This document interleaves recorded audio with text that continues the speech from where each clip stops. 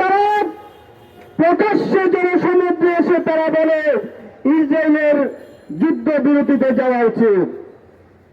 এই প্রতারণা বন্ধ করতে হবে।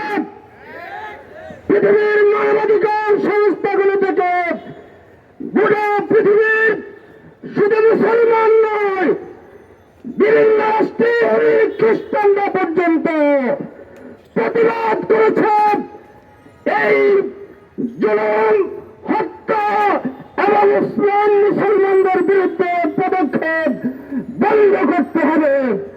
সংগ্রামী সাথী বন্ধুগণ, আমেরিকা যা বলে কথা আছে, আমেরিকা যার বন্ধু হয় তার কোন শত্রুর প্রয়োজন নেই। ইসরায়েলকে সাবধান করে দিতে চাই, এমন সময় অপেক্ষা করছেন। আমরা আশা করি আগামী দিনে পৃথিবীর মুসলিম শাসকরা যদি ঐক্যবদ্ধভাবে এগিয়ে আসেন, তাহলে ইসরায়েল নামক এই জারজ রাষ্ট্রের নাম নিশানাও পৃথিবীতে থাকবে না। সকলকে এগিয়ে আসার যাত্রা আহ্বান জানিয়ে সংক্ষিপ্ত বক্তব্য শেষ করছে।